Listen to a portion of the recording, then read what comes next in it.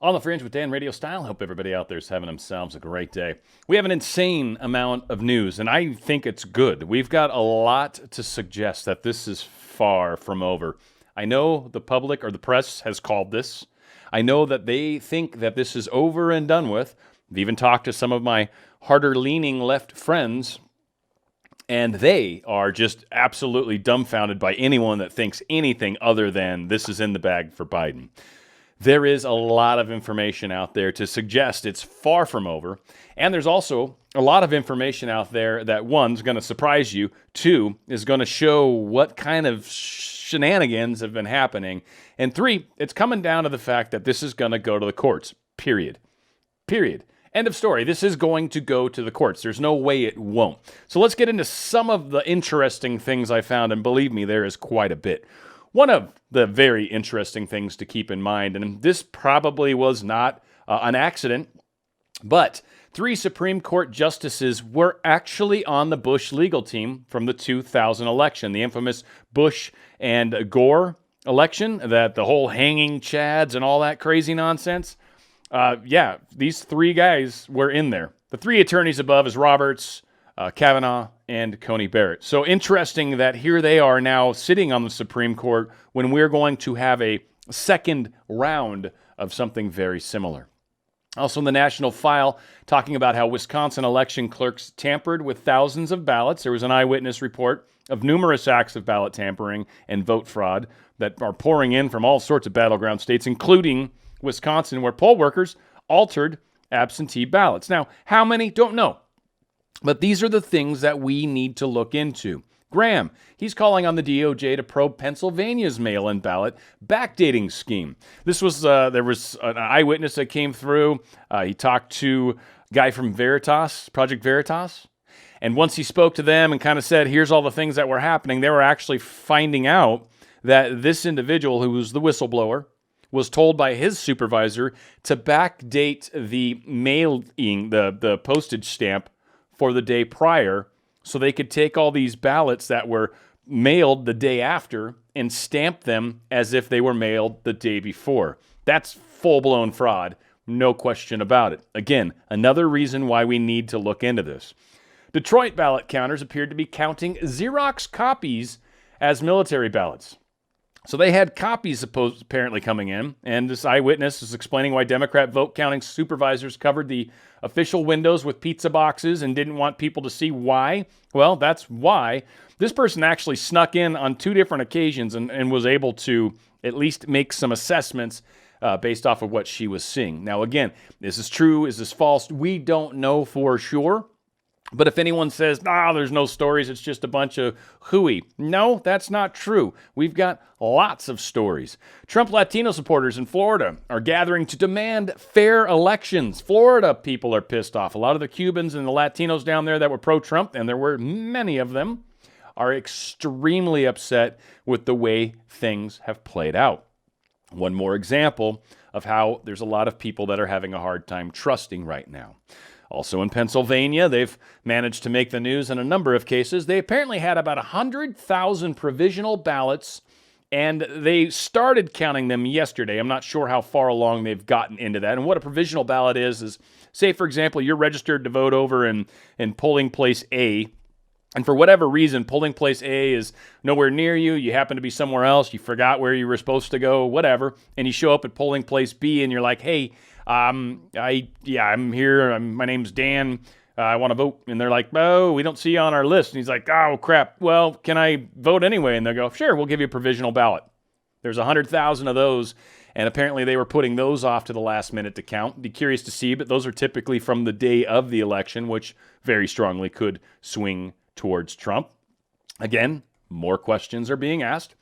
Sidney Powell, who is the attorney for Trump, has claimed discovery of 450,000 ballots in key states with a vote only for Biden. So to think that nobody's looking into this would be absolutely, completely, totally incorrect.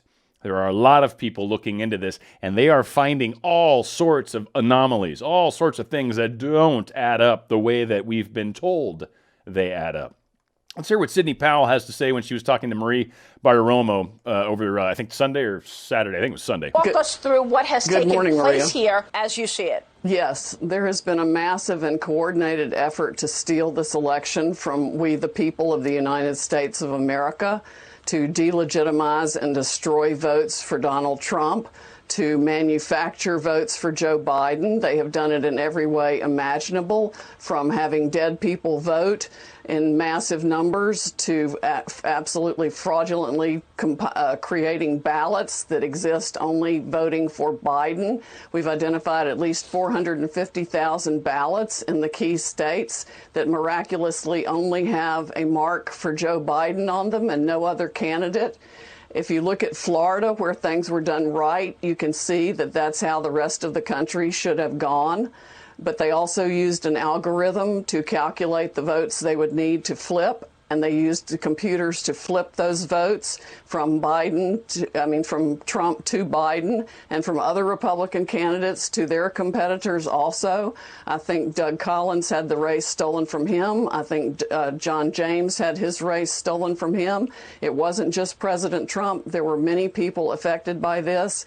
We have got to fight tooth and nail in federal court to expose this abject fraud and the conspiracy behind it, and get a recount and audits in every place it's needed, which is, frankly, most of the country. So again, we've got a large number of votes that seem to have been tampered with. Again, don't know for sure, but there are a lot of questions. Secondly, the thing that she's talking about specifically, it is very weird to have a ballot turned in that's only got the president election taken care of or stamped.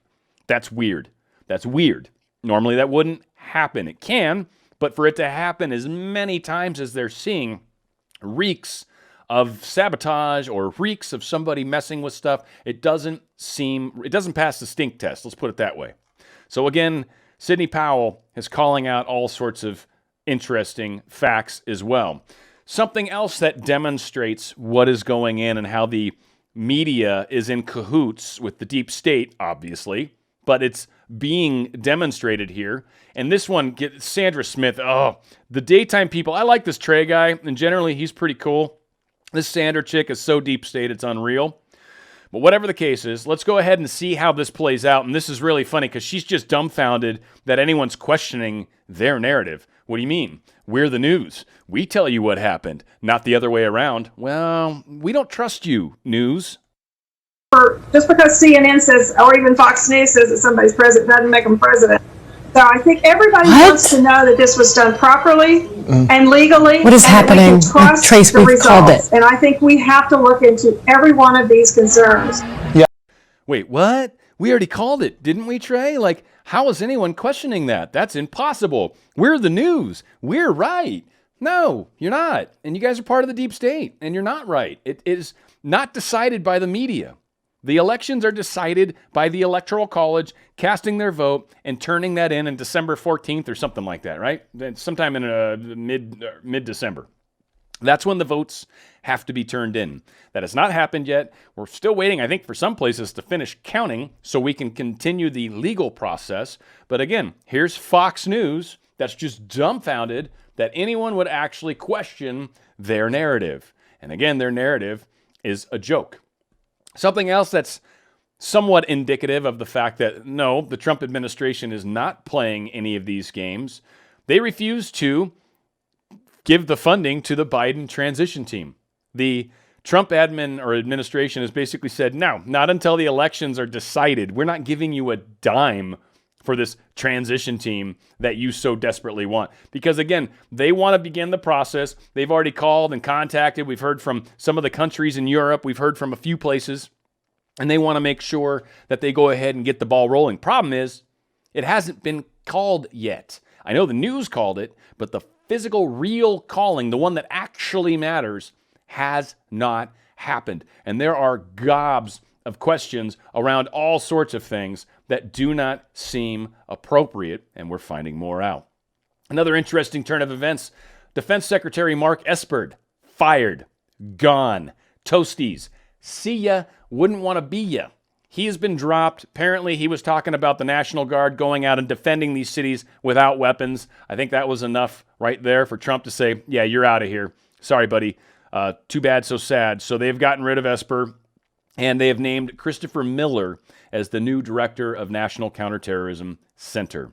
So again, Mark Esper, one more swamp creature, has been pushed out of the way. This was something that was expected. I'm still waiting to see what happens with Christopher Wray and what happens with the Hasper lady, CIA lady. We'll see what happens with all that as well. And again, it's probably a little early for Trump to just be firing everyone willy-nilly. This one, I think he had cause because, of course, he was giving bad advice and asking National Guard people to put themselves in harm's way without any means of defending themselves. And frankly, that's not very cool. Wayne Root, this is kind of pretty cool. You're about to learn a lesson in the Trump rules. Now, this guy apparently has been just uber good friends with Trump for a long time, has studied Trump, actually became a millionaire at like 29 because he was studying Trump. He's been a big fan of Trump for just decades, and apparently has made a lot of headway in that process. So again, if you believe Biden has already won, you don't know Trump like I know Trump. Democrats and the media picked a fight with the wrong guy. They underestimated the wrong guy. They stole an election from the wrong guy. Trump isn't John McCain or Mitt Romney or Jeb Bush. Trump won't go down without the most vicious fight in the history of politics. Sure, the media claims that the election is over. Trust me, it's not. It's just getting started. Trump is the underdog, but I believe there is a reasonable chance Trump comes out ahead. Trump never gives up or gives in. He is relentless and unstoppable. You are about to witness the greatest fight in the world history. This will make Ali versus Foreman look like an amateur exhibition.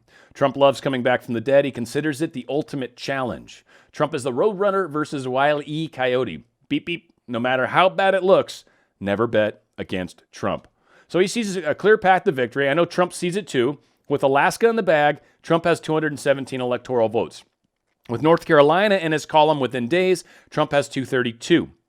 There are many paths to flipping either Arizona, Georgia, Nevada, or Wisconsin. Any combination of two of those puts Trump at 259. I believe the Supreme Court has tipped its hand. They will absolutely rule any mail-in ballots received after 8 p.m. on Election Day are invalid and must be thrown out. That gives Pennsylvania to Trump. That puts Trump at 279. Voila. Trump is the president again. Trust me, I know Trump like no one knows Trump. This election battle for the ages isn't over. It's just getting started. Trump is amazing, remarkable, superhuman, blah, blah, blah, blah, blah. One thing that came out that's really cool, if Trump does eventually lose, okay, backup plan here, guys. So if, one, the Senate's probably still pretty safe. They lost seats in the House. The Supreme Court's on our side. They're going to have a hard time pushing through any progressive radical agenda, and they're actually having some issues on that front, and I'll get to that in just a moment. But one thing that's very important to keep in mind, if Trump does eventually lose, he'll turn that into a win too. He'll start a conservative television network, right? Like a YouTube for conservatives that's better than what Mike Adams currently has, probably some sort of TV show that's not run by the deep state. Trump's got the money to do that. Trump's got the gumption to do that. And Trump actually has the wherewithal and the disgust for the deep state to do that.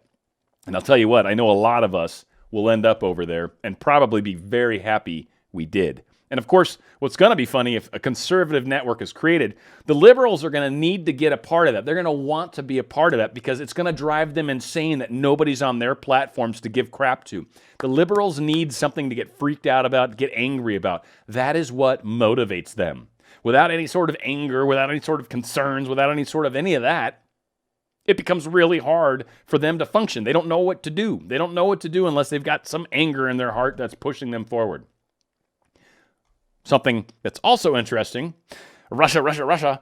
All that being said, Putin still hasn't congratulated the winner of the U.S. election until legal challenges are settled. He came out and said he'd prefer Biden for a lot of reasons, I'm sure, because Biden is not really even a very strong candidate. He's a very weak individual, and everybody's going to have their way with Biden. Everybody would have their way with Biden.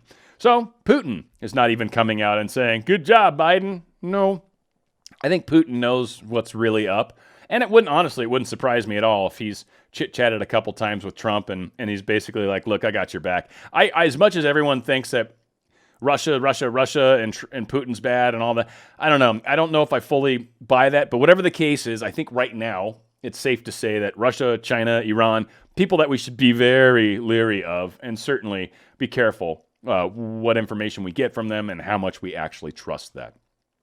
Another thing that's breaking, and this is huge, Alexandria Ocasio-Cortez is suggesting she may quit politics in New York, is what this Times interview says. Now, long story short, ultimately, she's been frustrated, one, because her party is blaming her and the squad for their losses. They're blaming them for this socialism, which is horribly unpopular amongst most people. So that hurt the left very badly. And then on top of that, they're actually being attacked by regular people, not in a physical sense, but in like Twitter and all that kind of stuff. People are very angry at Alexandria Ocasio-Cortez, very angry at her, and she's not happy about that. And that is one of the funny things. When you go around and point fingers and call everyone names and say, you're horrible, you're horrible, you're horrible, eventually those people get tired of that. They don't like being called horrible. I know I don't. And I know I had a little discussion with someone this weekend that didn't go nearly as well as I was hoping it would, frankly, because they started attacking and started being just mean. And that's not acceptable. And I brought up the 92% of all Trump coverage was horrible. You're like, well, because he's a horrible guy. I'm like, oh, dude, you are so out of touch with reality. And I just started listing off all the good things he's done. I'm like, really? None of that's good? Oh, you're nuts. So, looks like AOC is considering dropping out, certainly getting a lot of pressure from people within her own party and getting a lot of pressure from people outside of her party. And she's majorly being blamed for stuff. Honestly, can't say I feel bad for her, but she's a good looking woman. I'll give her that. Her heart's maybe a little different, tarnished. I don't know. She doesn't seem very kind to anybody that's outside of her little thinking process. Now, another thing that's kind of interesting, who could have seen this? Well, I don't know, anybody that's got half a brain, but watch as Antifa is turning on Biden. Immediately, they protest his victory party. Now, there's this whole thing in here, and they're like, F you, for all of you effing journalists, for all of you white liberals who have been celebrating getting drunk off your butts about Biden winning this election, you are all a bunch of effing fools. This is what the BLM Antifa was chanting when they were out in front of this victory party. So, of course, all the people that thought voting in Biden was going to solve all of our little woes as far as rioting in the streets, no. And then when you realize that the ruler that's currently in is very weak, and right now the progressive movement basically had the door shut on them, they used all the progressive people to get the vote. And then once the vote happened, they're like, see ya, peace, we don't care about you anymore. So now they're angry at Biden and Kamala Harris. Funny how that works when you turn your back on the people that really went to bat for you, and in a lot of cases, literally went to battle for you, and then you turn your backs on them. What do you think they're going to do? Go to battle against you. That's what they've done. They've been the ones burning down the streets, and here they are, mad at you now. Interesting how that plays out. This is actually really good. There's two little short snippets of video that Newt Gingrich has been a part of, and I think this is also something that inspires a great deal of hope amongst at least me, and hopefully amongst you as well. But the fix is in. Gingrich and Trump set media's collusion on Biden narrative on fire. So, of course, Newt Gingrich tweets, if you want to see how much the fix is in, votes are still being counted, no recounts have started, challenges are ignored, 5 states are within 1%, but the media pack has declared Biden won. He continues, brace yourself as entire national establishment rushes to embrace news media's appointed president-elect, and we are lectured to forget 5 years of vicious attacks by Democrats and be nice and work together while AOC and others publicly say they want to purge Trump supporters. They literally want to dox people that voted for Trump to teach them a lesson. That's what the side that wants us to work together with them, that's what they're saying about us. And then on top of that, they're like, so you silly Republicans, you silly Trump supporters, you need to come to the table and be nice to us. Wait, what? You've been horrible to us for 5 years. Horrible to us. Now you want us to be nice? I think a lot of relationships have been tarnished, possibly permanently, but certainly have been tarnished in bad ways and will not just flip back to normal just with the flip of a switch. I know I got major healing that needs to happen between me and my family, let alone this guy over the weekend that pissed me off. Really? Like, I'm definitely not in any hurry to get back to good with him. My parents, even them, I'm not in that big a hurry to get back to good. I'm still frustrated about the way they've been. It's not cool. I didn't push all my stuff on them. I have a show, I have a channel, and I talk to people that want to watch my show. I don't go out of my way to be a jerk to people that don't know anything about what I'm doing. I don't. I try to share this with people that want to see it. That's it. And I don't push it on people that don't. So let's listen to these couple, these are just really good little interviews. The accusation of incidents of voter fraud, which do happen in every election, unfortunately, is very different from the accusation of a stolen election. That's very serious. The implication there is that there's enough widespread voter fraud going on that would have changed the outcome of the election. I haven't seen evidence of that to this moment. Is that what you're suggesting has happened here? By the way, one of my favorite things is when the news says, or anybody on the left says, I've seen no evidence of any sort of foul play. Really? Have you looked at all? There is so many stories talking about things where people have had eyewitnesses and seen things happen, yet you guys will have anonymous sources that weren't even in an actual phone call, will use that to impeach Trump. No one was in that call.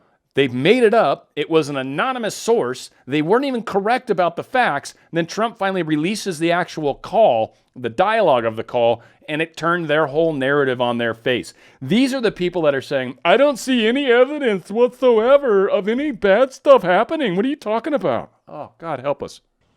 What I'm suggesting is you don't see the evidence because the local officials who are Democrats hide the evidence and then turn to you and say, since you have no evidence.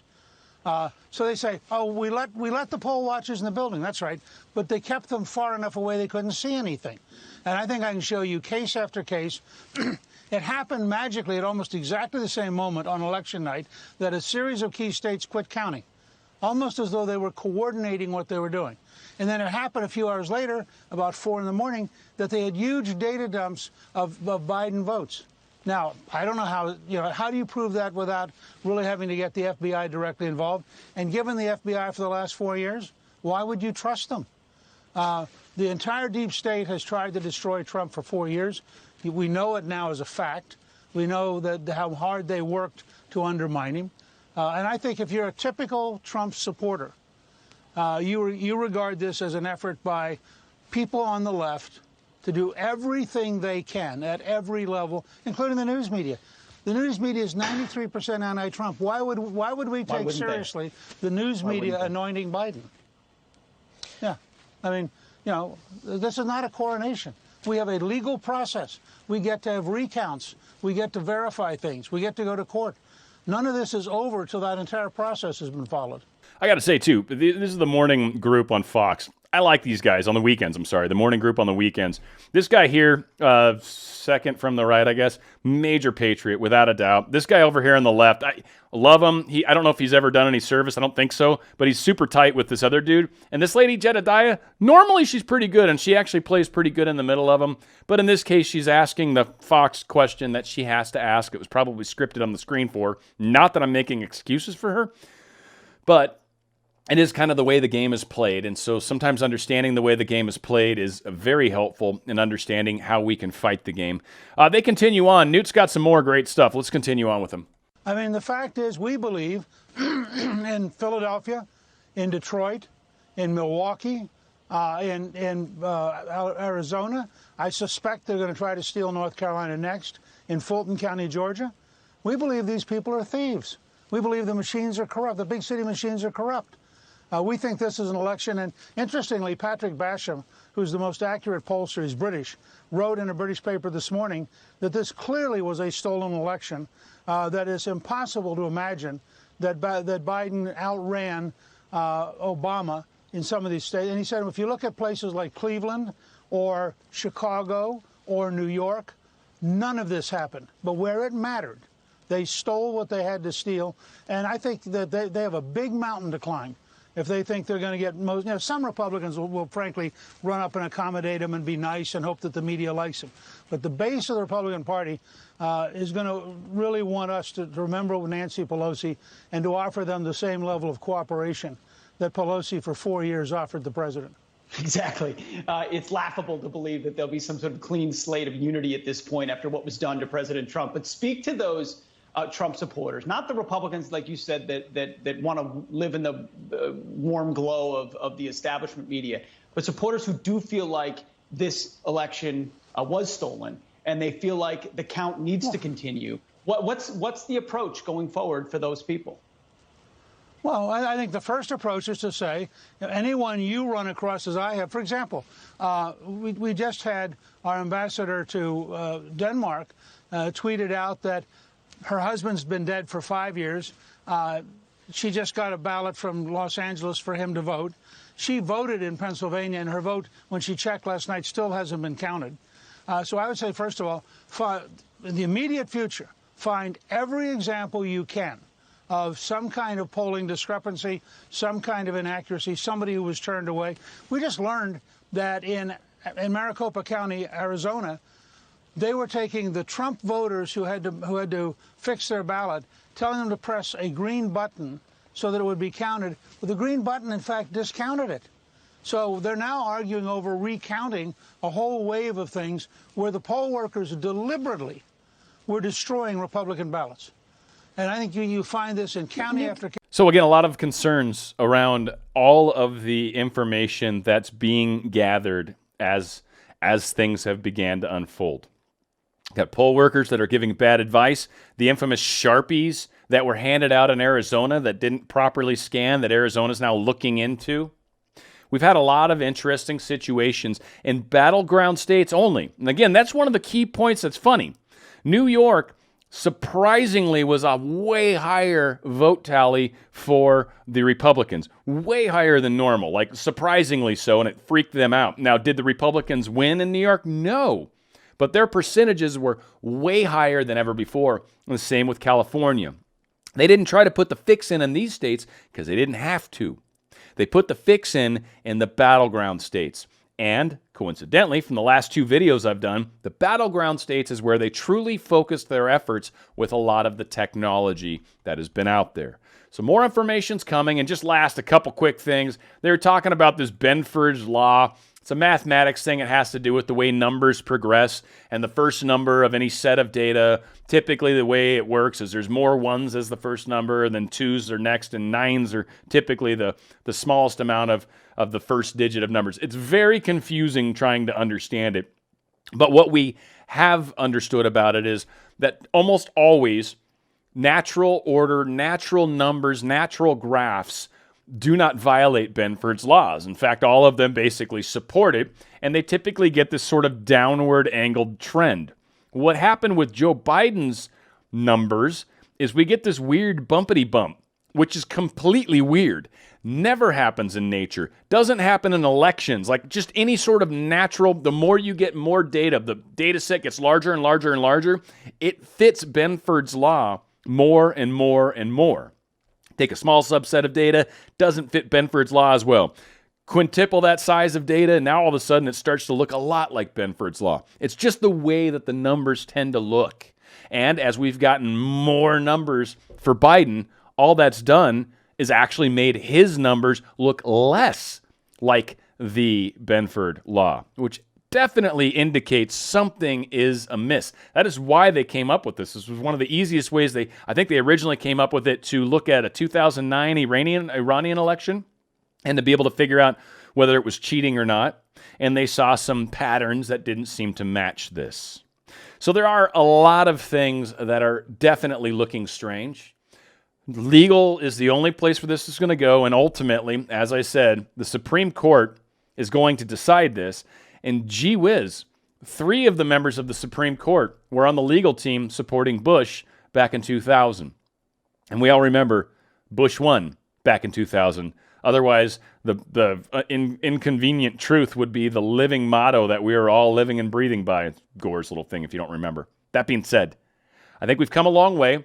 We've definitely got a lot more fight ahead of us. We've got the right guy currently in office to help with those endeavors, and I think there's enough questions to enough people right now that are going to keep this narrative alive and not let Biden just walk away with the election.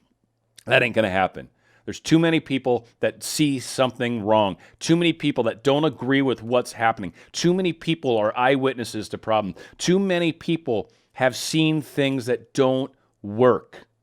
We've got something going on. Something needs to be looked into. How do we fix this? I don't know. Do we do recounts? Probably. Do we do a revote? I doubt it, but that'd be awesome, right? If we just had a revote, how awesome would that be? Just go, all right, everybody, next Tuesday, we're going to have another election day. Go to your same polling places. It'll be in person. Put on a mask. Get over it, and let's do this.